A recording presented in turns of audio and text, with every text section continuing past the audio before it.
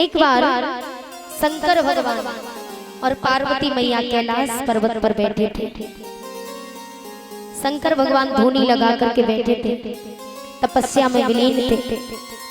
वहाँ देवऋषि नारद का आगमन हुआ। नारद जी ने कहा मैया प्रणाम। मैया ने कहा खुश रहो, कैसे आना हुआ? नारद जी ने कहा मैया एक बात पूछूं, बताओगे? मैया ने कहा हाँ हाँ पूछो, क्या बात है? नारद जी ने कहा मैया ये बताओ भोले बाबा आपसे कितना प्रेम करते हैं?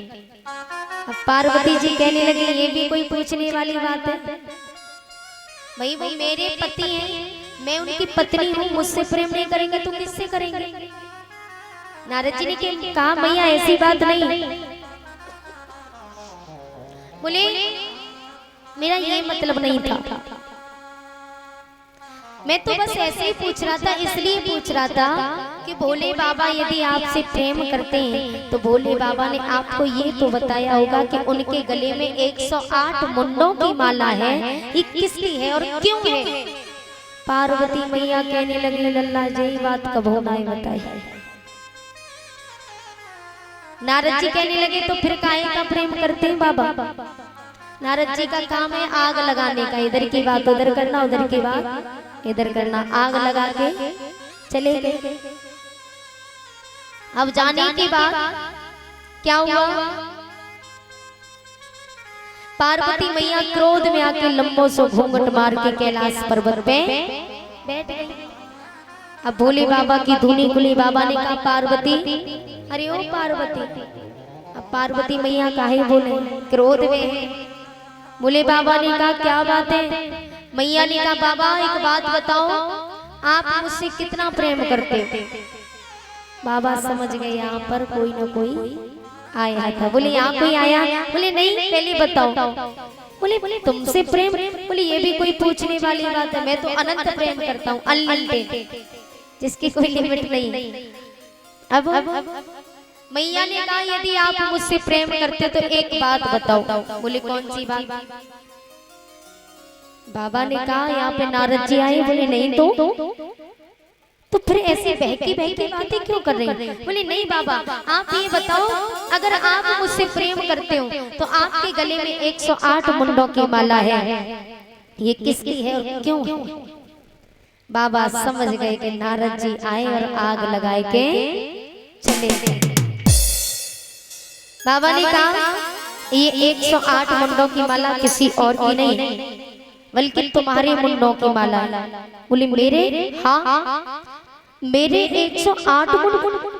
बोले पार्वती तुम 108 बार मर के जीवित होती गई और मैं तुम्हारे मुंडों की माला बना करके पहनता गया। अब तो मैया और भी ज्यादा क्रोध में आ गई। कहने लगी बाबा मैं 108 बार मर के जीवित होती गई और तुम एक भी बार नहीं मरे, तुम्हें मौत नहीं आई। बाबा ने कहा मैं तो अमर हूँ, इसलिए मैं नहीं मरता। तो मैया ने कहा कि बाबा आप अमर हो तो मुझे भी अमर कर दो। पार्वती मैया हट पकड़ के बैठ गए। लेकिन काफी प्यास लोग हैं, शायद आपने सुना होगा, कहते तिरिया हट बाल हट, सुना है? राज हट, ये सुना होगा आप लोगों ने। तो काफी प्यास लोग आते हैं, वो ये कहते हैं कि तिरिया हट। लेकिन सच बात बताना, जरा सोच करके, तिरिया हट होता है या फिर तिरिया चरित्र होता है? सच बताना, तिरिया हट होता है कि तिरिया चरित्र होता है? बोलो, कोई भी बोलो। आपके गांव में इतनी बार कथा हो चुकी, बताइए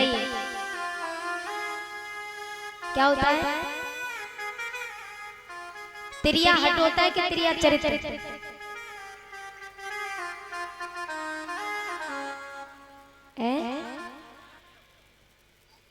आप नहीं सुने? अच्छा अच्छा, आपको समझ नहीं आया। हमने ये कहा था कि ये बताओ ये जो होता है त्रियाहट, लोग कहते हैं, व्यास कहते हैं कि त्रियाहट, बालहट, राजहट कहते हैं ना। तो इसमें से कुछ लोग कहते हैं कि त्रियाहट, लेकिन सच बताओ त्रियाहट होता है कि त्रिया चरित्र होता है? ये पूछा मैंने, सोच के बताओ, कोई जल्दी नहीं है, बताओ, चाहे कोई भी बता सकते हैं। फिर मैं बताऊंगी, त्रिया चरित्र होता है, बहुत सुंदर, तालियां बजाएंगे हमारे भैया के लिए। त्रिया चरित्र होता है, त्रिया हट नहीं होता, नारी हट जरूर होता है। क्या होता है? नारी हट। और ये बात में प्रमाण भी है मेरे पास, काफी व्यास होते हैं वो ये कहते हैं कि त्रिया हट। अच्छा सच बताना मैया, पति अगर गरीब है तो क्या आजकल की पत्नियां इतनी भी समझदार नहीं कि वो हट पकड़ जाती हैं कि हमें 5000 की साड़ी दिलवाओ तभी घर में रोटी बनाएंगे? हट पकड़ जाती हैं क्या? और जब तक आप साड़ी नहीं लाओगे तब तक भोजन नहीं बनाती क्या? सच बताना, नहीं बनाती हो? बनाती हो, बहुत सुंदर। तो स्त्रियां इतनी भी पागल नहीं है जो पति की मजबूरी ना देख सके।